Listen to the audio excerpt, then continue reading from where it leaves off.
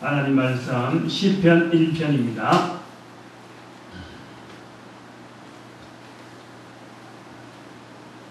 시편 1편 우리 다같이 합독합니다. 시작. 복이 있는 사람은 악인의 길을 쫓지 아니하며 죄인의 길에 서지 아니하며 오만한 자의 자리에 앉지 아니하고 오직 여호와의 율법을 절거하며 그 율법을 주야로 묵상하는 자로다.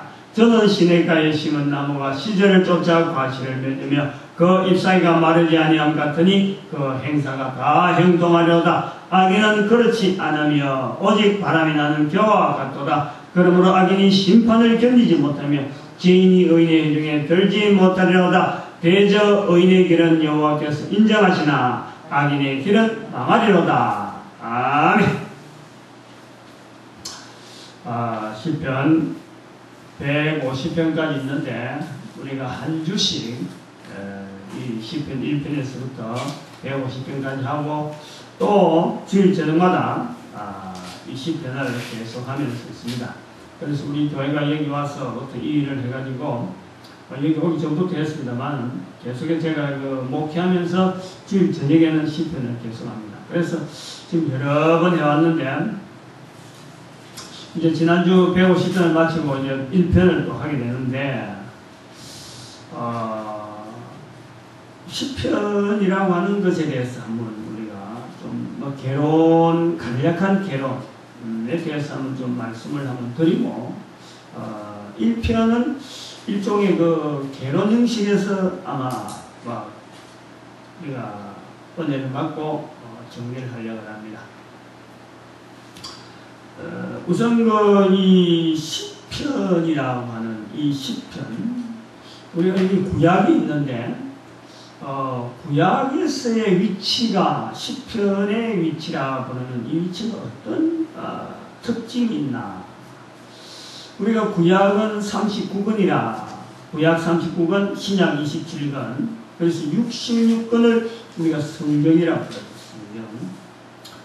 구약이 39권인데 이 구약의 구성을 보면은 또 4등분으로 나눌 수가 있습니다. 구약 39권을 또 이렇게 분해해 보면은 4구분으로 할 수 있어요. 첫 번째 율법서라 이래 부르죠. 율법서, 토라라 하는 그 모세가 직접 기록한 것으로 주어지는 모세오경, 이것은 율법서입니다. 율법서. 그 다음에는 율법서 다음에는 여호수아부터 시작해서 신명기로 끝나면서 여호수아부터 시작해서 역대기 상하, 에스라, 느헤미야, 에스더 이렇게까지 넘어서 시편 발 앞에까지, 시편 발 앞에까지가 12편인데 12권인데 이게를 우리가 역사서라고 해요. 역사서. 그래서 5장, 5권, 그 다음에 12권, 전체 17권이죠. 그 다음에는 시가서라 그래요. 시가서. 시가서가 시편, 잠언, 전도서, 아가서. 시잠, 전하, 욥기. 선우의 욥기부터. 욥기, 시편, 잠언, 전도, 아가서. 이렇게 해서 5권을 시가서라고 해요. 시가서. 그 다음에는 시가서 다음에 나오는 이사야부터 시작되어지는 17권. 5권, 12권, 5권, 17권. 이것은 또 선지서라고 해요. 그리고 그걸 다 합치면은 39권.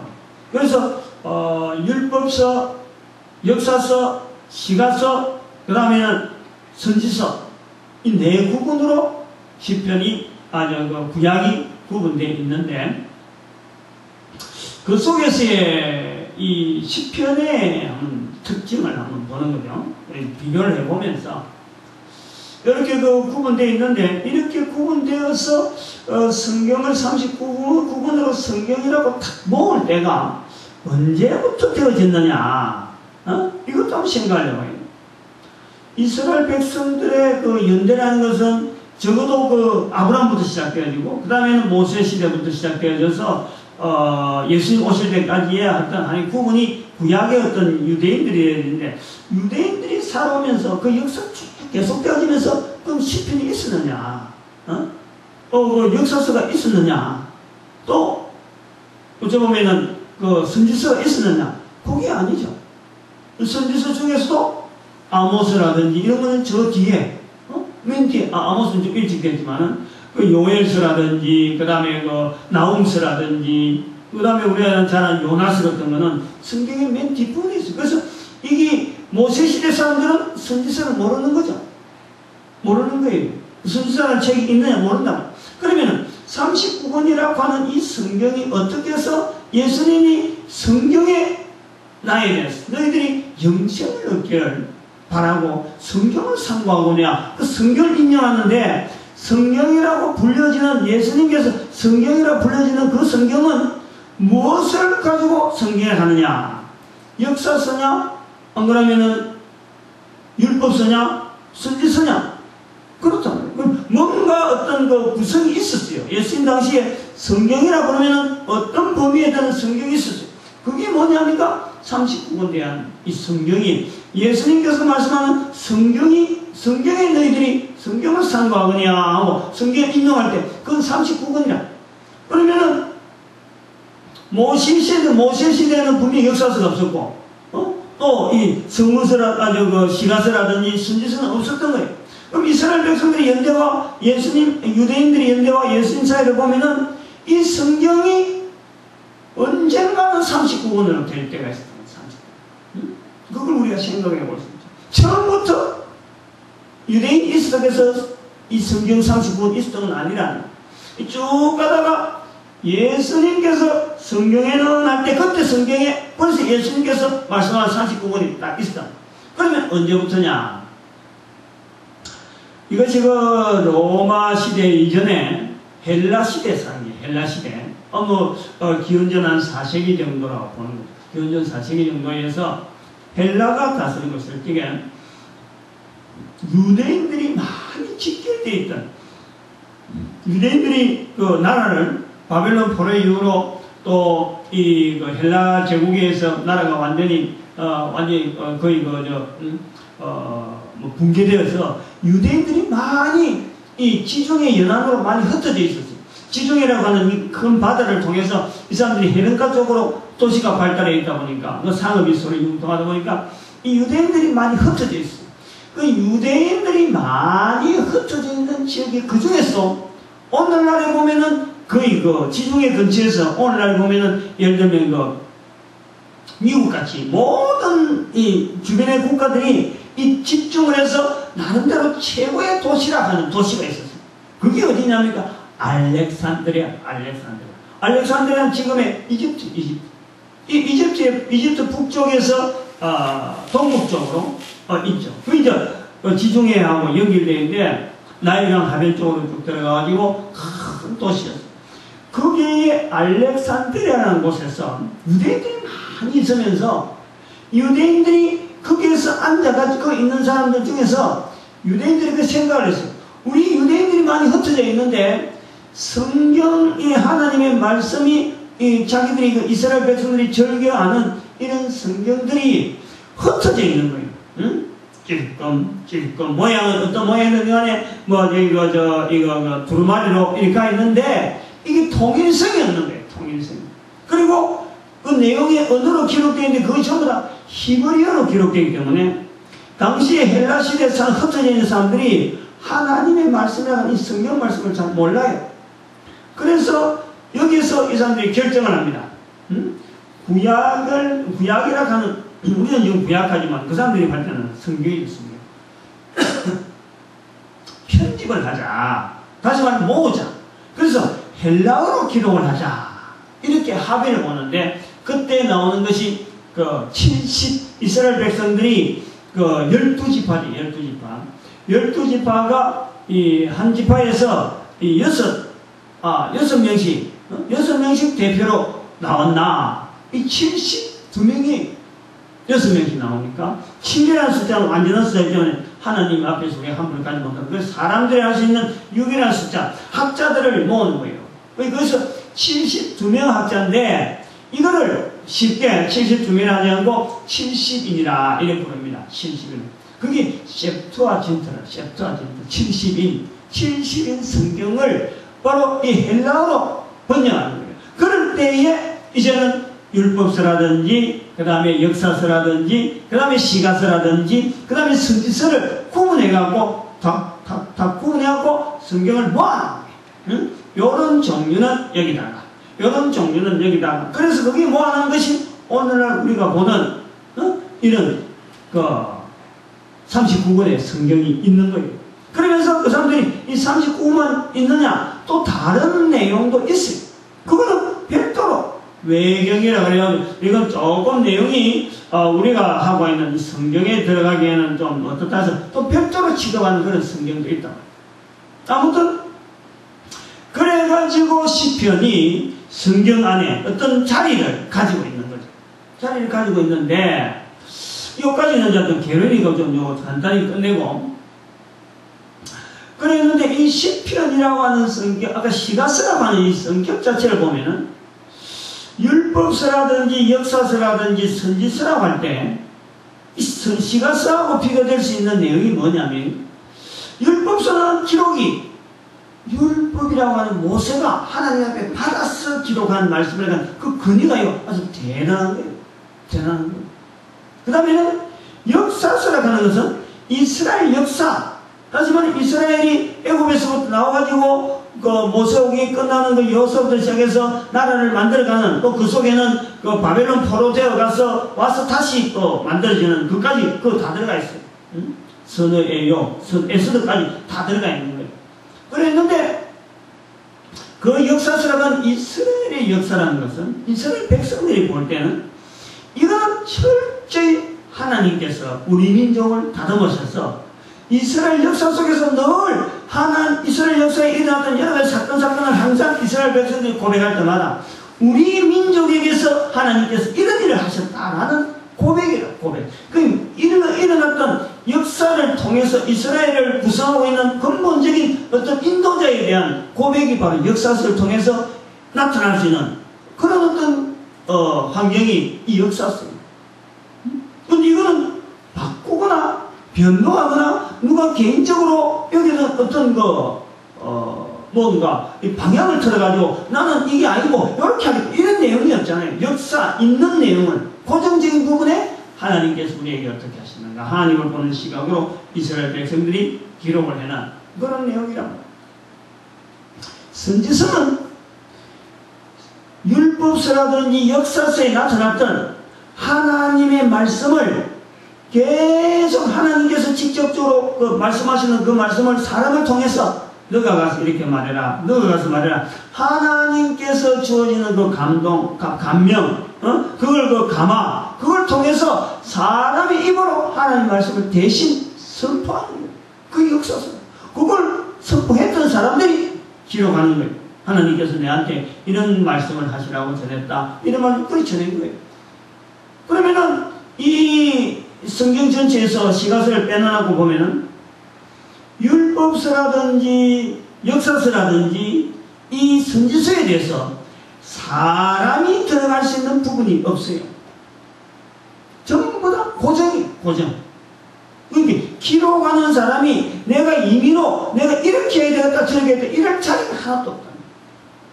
근데 그에 비하면은 바로 시가서라고 하는 이 시가서의 특징, 이름을 시가서라 부르는 이거 자체의 특징이 왜 시가서라 불렀느냐 그랬을 적에 여기는 철저하게 기록하는 개인의 의사에 의해서 하나님께서 이렇게 인도했다. 너가 말씀을 전해라. 선지자에게 했듯이 안 그러면 이스라엘 역사가 이렇게 했는데 되어지는 역사에 대해서 나는 이렇게 본다 하고 신앙 고백이 아니고 이거는 살아가는 삶 속에서 개인이 주어진 자기의 삶이 다른 사람은 절대 같지 않는 그 독특한 삶의 환경에서 이 주어지는 그 언어를 가지고 자기만이 기록해. 근데 그것이 이스라엘 백성들에게 나는 여기 기록했는데 다른 사람 앞에 그것이 공감이 되어지니까 다른 사람이 그걸 즐겨 듣는 거예요. 내가 이렇게 기록했다. 다른 사람이 이렇게 내가 기록한 걸 보고 공감을 하는 거예요. 내가 지금 예를 들어서 이스라엘 백성들을 위해서 율법서라든지 역사서라든지 선지서를 가지고 하나님께서 우리 민족을 이래하고 말씀을 해라고 우리 일을 한다 하고 했는데 이 내 고백을 이렇게 하는데 상대방도 그 기존 걸어가는 성경 속에 들어있는 이런 내용하고 맞아가면서 개인의 삶의 환경이 그대로 들어가면서 내하고 공감이 되고 근데 이를 공감하는 게 두 사람이 되다가 세 사람 되고 네 사람 되고 이스라엘 백성 전체가 이거를 공감하는 거예요. 이 내용을 개인의 기록인데 이걸 다른 사람들이 공감을 하는 거예요. 이 공감되어지는 내용 자체가 이 강도가 또 일반 모든 공감한 내용이 대역 공감하는 그 역이 상당히 많이 확산되어 있고 그런 것을 내용을 뽑아가지고 하나하나 이렇게 뽑아가지고 아까 가진 잽자 진찰관 72인이 모여서 하는데 그걸 이렇게 포함해서 연 거예요. 그런 책들이 많이 있는데 그 중에서 다섯 건을 해갖고 욥기서부터 해서 시잠전하 이렇게 해서 아가스까지 다섯 건을 딱 보관해야 돼요. 그래서 그 시가서라고 하는 것은 이거는 어떤 절대적인 상황 속에서의 어떤 하나님의 섭리를 나타내려는 것이 아니라 절대적인 상황 안에 들어있는 개인에 흩어져 있는 누구한테까지 구속을 했으니 이렇게 기록해라 저렇게 이렇게 구속된 것도 아니고 자발적으로 우러나는 그 심성으로 자기 환경에 맞춰서 기록하는 것이 이 특징이다. 이런 것을 우리가 전제를 하면서 성경에 시편이라고 하는 이 내용을 접근해 온단 말이에요. 근데 시편이라고 하는 것을 또 정리를 할 때 다른 시가서 중에서 시편이 이 편집하는 사람들의 의도가 분명히 있는 거예요. 그리고 아까 말했던 알렉산드리아 지역에 있어서 이스라엘의 전체에 흩어져 있는 사람들이 하나님 앞에서 어떻게 고백하는 것이 이 참 하나님을 올바르게 고백할 수 있고 우상성경 자리에 들어가지 않을까. 저들에게 어떻게 하면은 이 하나님을 이 표현하는 이런 부분에 좀 더 참 이렇게 폭넓은 이런 어떤 그 자료들이 제공되어질까. 이것이 고민이 말이죠. 시편이 있다는 거죠. 응? 그래서 시편 자체를 보면 시편 자체가 또 5권으로 나눠져 5권. 1권, 2권, 3권, 4권, 5권까지 구분되어 있는데 그 5권까지 구분되어 있는 게 마치 율법서에 5권 구분되어 있는 것처럼 비슷하고 또 역사서는 12권이고 선지서가 또 5권, 대선지서가 5권, 소선지 12권. 그 5이라고 하는 이 개념을 이렇게 포함되어 있으면서 어떻게 보면은 이 성경 그 시편 자체를 성경 전체 우리가 여기서 말하는 성경은 구약말 말하네. 그 사람들이 말하는 성경이 성경 전체에 있는 하나님에 대한 표현, 어떤 고정적인 표현, 하나님께서 주신 말씀, 그런 역사 속에 나타나는 것, 또 선지를 통해서 강조해라고 알려주라고 하는 그런 내용들을 다 포함할 수 있으면서 한 사람 한 사람의 삶 속에서 나타나는 개인의 표현들을 분산시켜 놓은 거예요. 분산. 1편에서 41편까지는 1권으로 해서 이런 내용은 주로 어떤 내용이 들어가자. 또 어떤 내용을 들어가자 해서 그거다가 포함시키는 거예요. 그러면서 전체를 150편으로 제한되어 있는 거죠. 제한되어 있어요. 특히 그 119편 같은 경우 보면니까 말이죠. 이거는 이스라엘 백성들의 어떻게 보면은 알파벳이라고 하는 그 알렙벳, 기멜, 달렛으로 넘어가는 이스라엘 백성들이 하는 22글씨 글자 그거를 전체가 다 8절씩 해가지고 8절씩. 그러니까 알렙으로 시작되는 것이 8절이에요. 8절. 벳으로 시작하는 8절이에요. 8절 전체 22 자기들의 소리가 있으니까 기호가 있으니까 거기다가 같은 절로 같은 문서로 처음 나오는 글씨가 바로 알렙으로 시작되면 그런 것만 모아가지고 8개씩 하다 보니까 그게 8 곱하기 22, 그 176절이 됩니다. 119편이니까요. 이런 것이 이스라엘 백성들에서 돌아다니고 있는데 이것은 히브리어로 된 거로 되어 있는데 이걸 헬라어로 바꿔가지고 이걸 모든 흩어져 있는 이스라엘 백성들이 공유하게 하자 하고 작업한 것이 바로 그 성경 우리가 있는 이 성경의 지금의 어떤 성경의 어떤 틀이 물론 이 우리 한글로 번역할 때는 그것만 갖고 한 게 아니고 또 그 오래된 그 히브리어라든지 헬라라든지 이런 여러 가지 자료들 영어라든지 다 모아가지고 한글로 다시 번역해낸 이런 작업이 있는 거죠. 그래서 이런 계기를 우리가 볼 때에 시편을 우리가 공부하면서 들어가면서 이 독특한 환경이잖아요. 성경 중에서의 이 독특한 내용에 대해서 내가 공감을 해야 돼.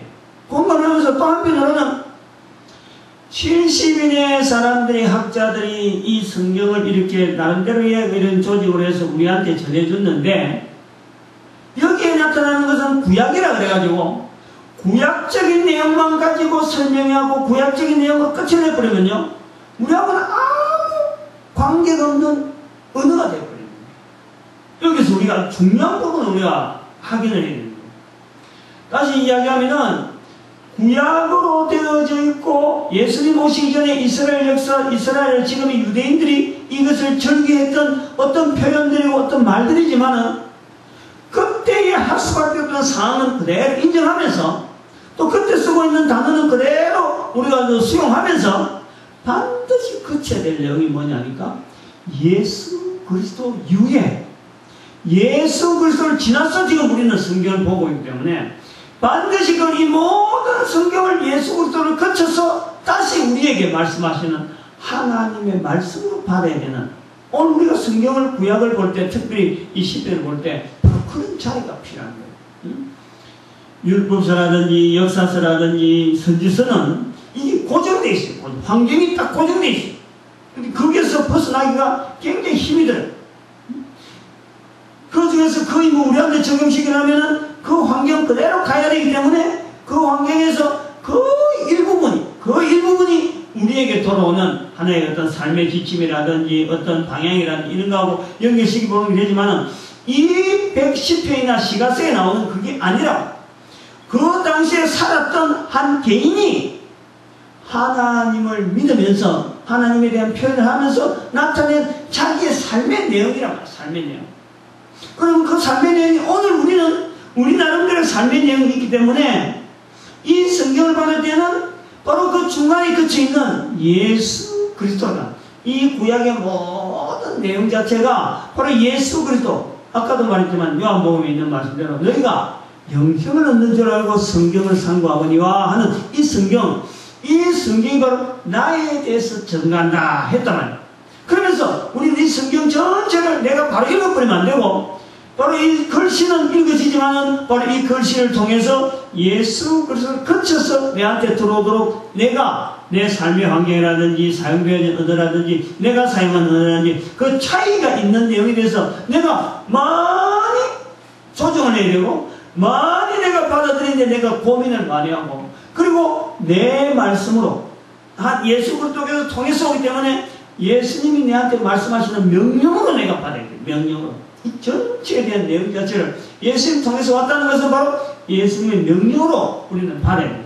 이런 자세가 필요하다. 이것이 시가서의 독특한 특징. 그래서 긴 이야기를 여기까지 이제 서론적으로 해왔기 때문에 1편을 특별히 10편 1편은요. 10편 1편은 하고 많은 성경 중에서 10편 중에서 150편에 되는 이 방대한 내용의 여러 가지 자료들을 있는 이 10편의 내용을 이 한 사람, 이 72 사람이 모여서 순서를 정해야 될 거 아니에요. 150편에 걸쳐서 자료가 150개 있다. 그래서 네가 어느 걸 먼저 내오고 어느 걸 뒤로 할 거냐 이걸 할 거 아니에요. 그러면 먼저 하는 것에 대한 왜 이것이 먼저 들어가야 된다 하는 나름대로의 의미가 있단 말이에요. 의미. 그래서 10편 1편은 그런 여러 가지 사람들이 여러 가지 의미를 가지고 부여한 중에 검증을 받아서 제일 먼저 온 성경이라 그걸 우리가 인식을 해야 된다. 도대체 이 속에 뭐가 있길래 이 10편 1편이 가장 먼저 와야 되느냐 요걸 우리가 알아야 돼요. 요걸 우리가 제일 먼저 다른 10편에 있는 내용보다도 이 성경은 그런 의미에서 1편은 아주 많은 연구가 필요하고 표현 하나하나에 대한 표현을 예를 들어서 보면 다른 데는 다윗이 기록했다 하는 이런 말이 있지만 여기 다윗이 기록했다는 말도 없고 아무 제목도 없어요. 그런데 이것이요 시편 1편으로 다 왔단 말이에요. 이 자리에 대해서, 이거에 대해서 우리가 무게를 좀 깨달아야 돼요. 시편 1편에 대한 무게는 시편 중에서도 독특한 무게가 있다. 그 무게는 뭐냐? 여러 사람이 뽑아서 소위 말하면 어디 누구 시상을 하는데 어떤 사람 1등을 했다. 대상을 주겠다 할 때 그 사람이 아무것도 없는데 특별하게 제일 먼저 탁 이렇게 제일 먼 순위로 1순위를 줄 수가 없잖아요. 이 시편이 바로 그런 의미에서 무게가 있는 거예요. 무게가. 시편 중에 시편이요. 1편이거든. 시편 중에 시편이요. 또 어떻게 보면 이 1편을 통해서 이 72명의 사람들이 대거 참 이 석학들, 성경에 대해서 참 여러 가지 정통한 사람들이 앉아서 뽑아서 이것이 참 대표적이다라고 할 만한 그런 내용으로 볼 때는요. 어떻게 보면 성경 전체에 있는 내용이 시편 1편에 다 있다고 볼 수 있는 거예요. 그런 대표성도 우리가 들 수 있는 거예요. 여기서 그 사람들이 그 공을 들여서 참 추천하고 여러 사람이 다 100%는 안 되더라도 그래도 가장 많은 사람의 어떤 지지를 받아서 1편의 자리에 있다 하는 것에 대해서는요, 우리는 그 1편에 대한 자리를, 무게를 우리가 느끼는 거예요. 그런데 그러한 성경의 시편 1편에 제일 먼저 나오는 말이 뭐냐? 복이라는 거예요. 복. 이거를 우리나라 사람들이요, 너무 쉽게 보면 안 되게. 우리 한국 사람들이 또, 한국 사람뿐만 아니라 주변의 동남아 사람들 중에서도 대부분이 복이라는 숫자를 굉장히 좋아하잖아, 이 글씨를.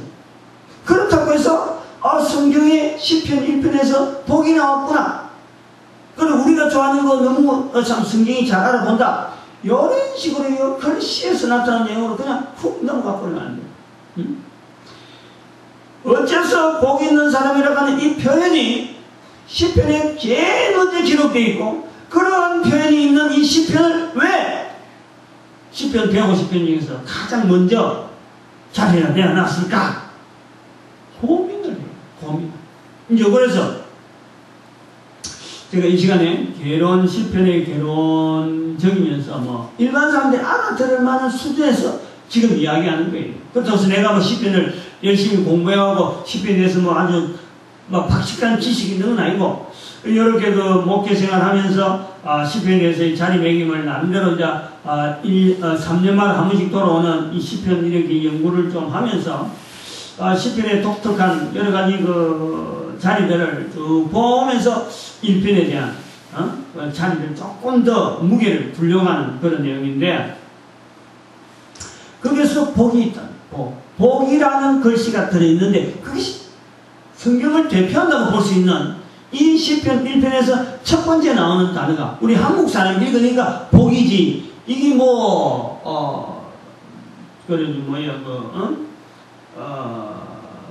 영어로 쓰는 사람이라든지 다른 데 쓰는 사람 같으면 이게 복이 아니에요.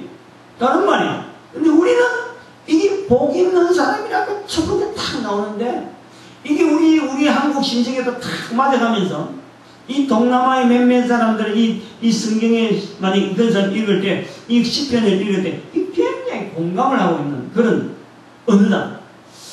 그래서 왜 이 말이 나왔을까?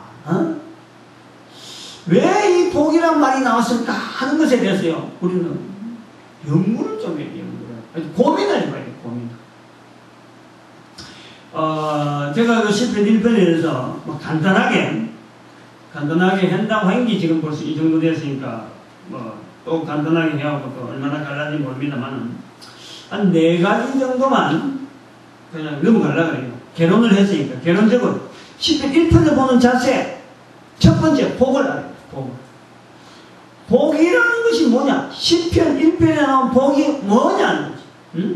우리가 다른 사람들 인사하면서 복 받아라 그 복하고 시편 1편에 나오는 복하고 같은 복이라 글씨는 같지만 같이 보면 안 되는 거지. 우리 개념하고 다른, 소위 말하면 기원전 예수님 오시기 전에 한 300년 정도 되는 시절에 흩어져 있던 헬라 지역에 흩어져 있던 사람들이 모여서 알렉산드리아에 모아가지고 거기서 72사람이 연구를 하고 10편에다가 이렇게 1편 딱 했는데 우리가 보면서 복이라고 딱 적었단 말이에요. 그러면은 이게 우리가 알고 있는 복하고 그 사람들이 말하는 표현하고자 하는 거하고는 같이 않을 수가 있는 거죠. 얼마든지 다른 거죠. 얼마든지. 그 부분을 우리가 하면서 여기에서 10편, 1편에 나오는 복 자체를 우리가 알고 있는 단순한 복의 뜻이 이렇으니까 우리가 성경에 요래됐으니까 우리는 넘어가려고 그렇게 대충 넘어갈 내용이 아니에요. 아주 함축된 표현 중에서 복 있는 사람은 하고 표현했을 텐데 그 복이란 게 뭐냐? 우리 요 내용을 알아요. 첫 번째. 우선 그걸 이제 하려고 들어갔는데 복 있는 사람이라 하는 이것을요, 우리는 한 번에 복 있는 사람이 뭐냐? 복 있는 사람. 복 있는 사람이라고 돼 있지. 복 있다 없다.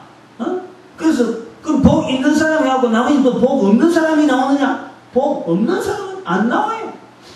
있다 반대는 없단데 복 있는 사람이 나오지 복 없는 사람은 안 나온다는 거죠. 응? 이거 아주 독특한 거예요. 또 잘해야 돼. 복 있는 사람은 이래 나오는데 여기에 대해서 반대되는 악인이나 죄인이나 그 뭡니까? 또 죄인이고 오만한 자 이런 사람은 나오면서 복 없는 사람은 안 나온다는 거예요. 응? 그래서 복 있는 사람이라 하는 이 표현에 이거는 상태다, 상태. 복 있는 사람. 응? 복 있는 사람. 지금 현재는 현재. 복 있는 사람이라는 거야. 복 있는 사람. 응? 어찌 보면은 사람이라고 하는 이 사람 자체를 부르고 싶은 표현을 한다면은 사람은 복 있는 사람. 그렇게 되는 거예요. 이제 의미를 두자면 그렇다는 거예요. 사람을 이야기할 때에 복 있는 사람이다. 이게 사람을 이야기할 때. 무슨 의미인지 아는지 모르겠는데 다시 말하면 사람에게 복 없는 사람 이건 안 맞다 이런 거죠. 사람은 부를 때 복 있는 사람이 맞다 이 말이 현재 상태예요. 사람에 대해서 부르는 현재적인 상태 그걸 복 있는 사람 이래 되는 거예요. 응? 복이라는 것은 그 자체라 자체. 그건 있고 없다는 것이 아닙니다. 복이라는 것 자체지. 복이라는 것은 있다 없다 이렇게 구분해 줄 수 있는 그건 아닌 거예요. 복이 없다 이건 없는 거예요. 어떤 사람은 우리가 말할 때는 복 없다 말을 하기도 하잖아요. 그럼 그런 내용에 쓰면 안 되는 언어지. 복은 여기서 말하는 복은 있는 것이 복이에요. 복은 있는 거예요. 복 없는 게 아니라. 사람을 부를 때 복 있는 사람 이렇게 부르는 거지. 있는하고 복하고 같이 가는. 응? 그래서 사람은 바로 복 있는 자체. 살아있는 사람, 코로 숨 쉬는 사람 그 자체가 삶 자체가 복이 있는 것. 복이 있다. 응? 살아있다는 것 자체가 현재 상태. 살아있는 것 자체가 바로 복이 있다. 복. 응? 복 있는 거다. 이거예요. 응? 내가 살아있다는 것이 바로 복이. 내가 살아있다는 것을 느끼는. 즉, 내가 복이다. 복을 느끼는 세 가지의 우리 구성 요소를 보는 거예요. 복이 나에게는 내가 복 있는 사람이라 할 수 느끼는 그 세 가지 구조가 있는데 바로 그것이 우리의 육신을 통해서 내가 건강하고 내가 힘있고 일을 할 수 있고 뭐든지 참 내가 하고자 하는 일을 직접 내가 보는 육신적인 부분도 우리가 이 복 있는 것에 대한 복 있는 사람인 것을 인정하는 거예요. 응? 그리고 우리가 이 손으로 이 눈으로 뭐 보고 이런 아니라도 또 느끼는 게 있잖아요. 우리의 머릿속으로 우리의 마음으로 느끼는 게 있잖아요. 전혀 뭐 눈에 안 보이는데도 불구하고 느끼는 게 있어요. 뭔가 모르게 내가 지금 현재 살아있다. 내가 지금 존재하고 있다. 코로 숨을 쉬면서 있다. 이걸 느끼는 것이 꼭 눈에 안 보여도 내가 느끼는 거예요. 이 관계성 속에서 주어지는, 거기서 우리가 감성적인 부분, 감성적인, 정적인 부분에, 정 부분에 우리가 볼 수 있다. 그 다음에 우리가 살아있다는 것을 느끼는 또 하나의 요소가 뭐냐니까, 이게 영혼이에요. 영혼이다. 영혼을 통해서 내가 가능한 거예요. 그래서 우리가 이 복 있는 하나의 사람으로서 참 이 복 있는 것을 우리가 느끼는 그 세 가지 요체는 뭐냐니까 바로 우리가 육신적으로라든지 그 다음에 정서적으로라든지 그 다음에 신앙적으로 우리가 그것을 느끼고 있는 거예요. 사람은 바로 이런 게 있는데 바로 이것을 밑에 영혼이 있고 정서적으로 되어 있는 이런 부분을 표현되어지는 마지막 어떤 위치가 바로 눈에 보이는 거예요. 이렇게 돼요. 이런 조화, 이런 부분의 세 가지의 조화와 이것을 인정하고 이런 분야들을 우리가 합해서 내 자신의 한 인간이 살아있다 되어지는 거예요. 근데 이제 뒤에 나오는 복 있는 사람은 그러는데 이렇게 느껴지고 이렇게 조화하는데 그러면 뒤에 나오는 악인이나 죄인이나 오만한 자의 자리라 하는 이 자리는요, 이게 종류가 세 종류가 아니고 이게 뭐냐니까 복 있는 사람과 반대된다는 거예요. 반대. 복 있는 사람은 결국은 복이 있는데 이 복 있는 사람의 자리에 있지 않고 딴 데 자리에 있는 사람, 이 복 없다 하지 아니하고 바로 이런 사람은 복 있는 사람인데 이 복 있는 사람의 자리에서 억지로 막 떠나려고 하는 여러 가지 그 상태가 있죠. 분명히 복 있는 사람이라고 불린 이것을 거부한. 다른 사람이 불러줘도 이거 나는 안 해. 응? 나는 복 있는 사람 아니야. 복 있는 사람을 거부하는. 어쩌면 창조주 하나님을 거부하는 것 같아요.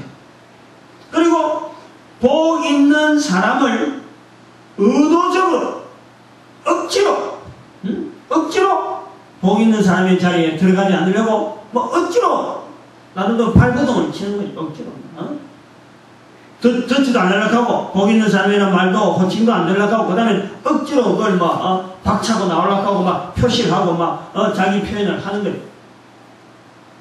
그 다음에 이 악인이라고 하는 이런 사람들, 오만한 자리에 앉았다는 이런 사람들은 또 어떤 내용이냐면 복 있는 사람하고 반대되면서 그 자리가 사탄의 생각에 자신의 권리를 내어주고, 그래서 복 있는 사람을 죽이려고 하고 비방하려고 하고 중상하려고 하고 또 자기 자신을 자학하면서 자살하려고 하고 이런 쪽으로 몰려가는 거죠.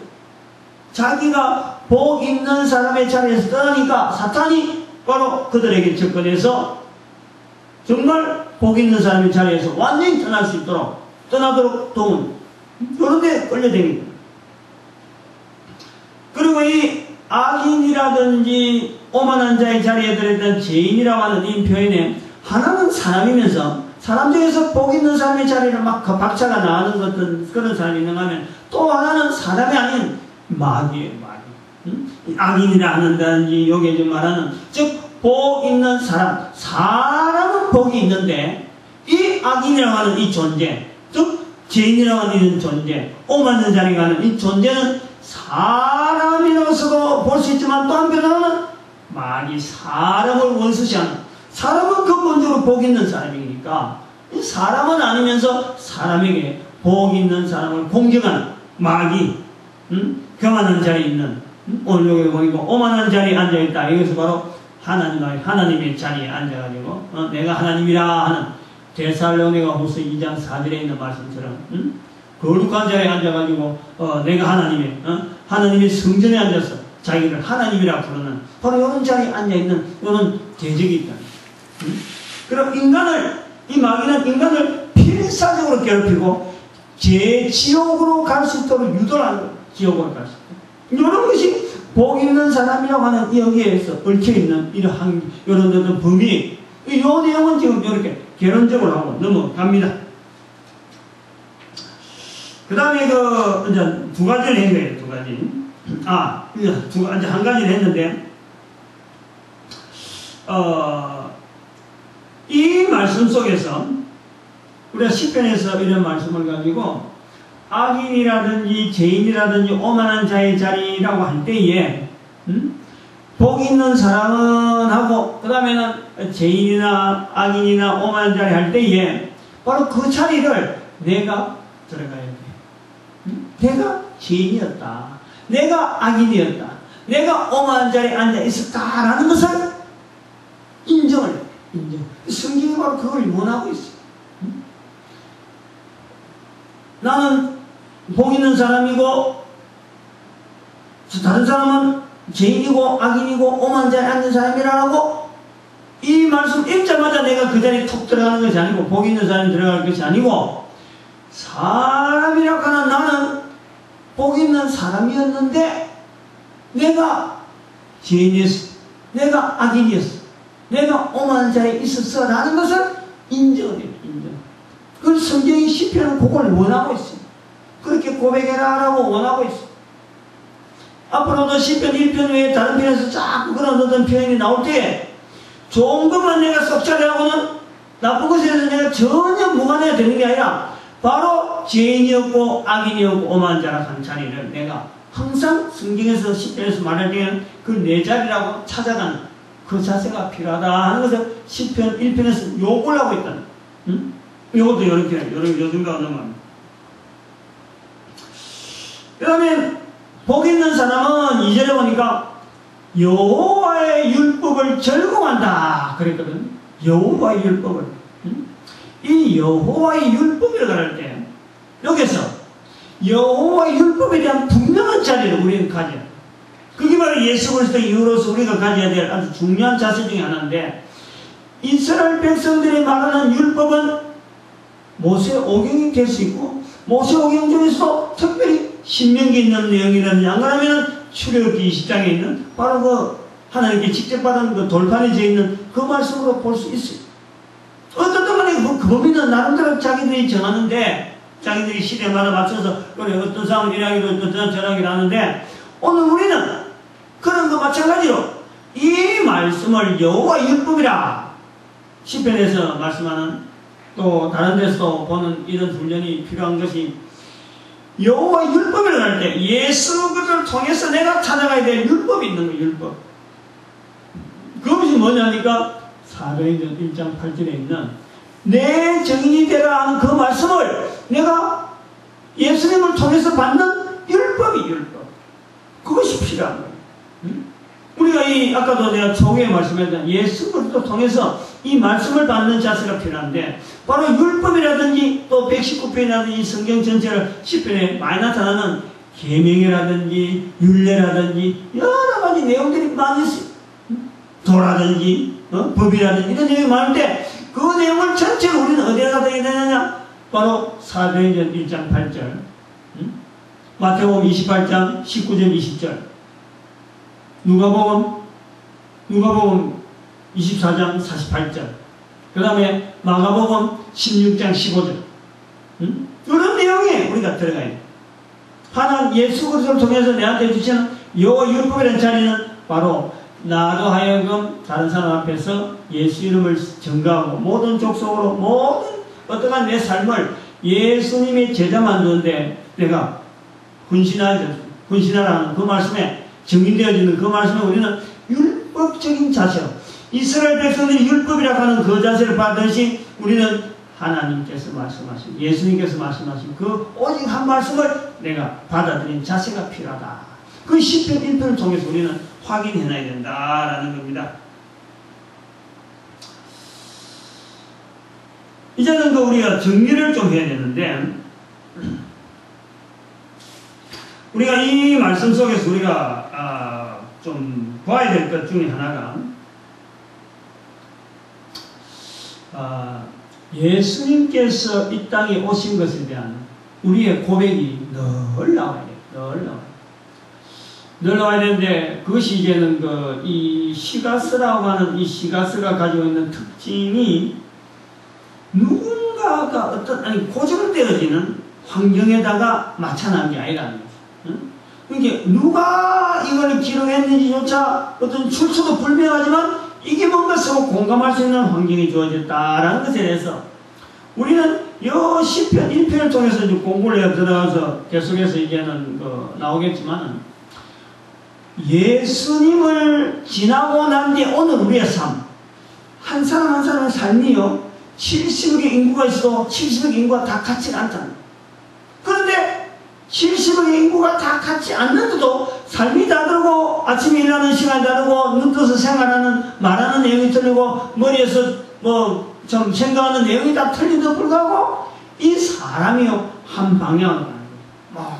어떤 사람이 결국은 한 방향으로 간단 말이에요. 갈 수밖에 없어요. 근데 그 갈 수밖에 없는 모든 사람이 가는 방향 속에서 내가 또 하나의 시편의 저자가 되는 거예요.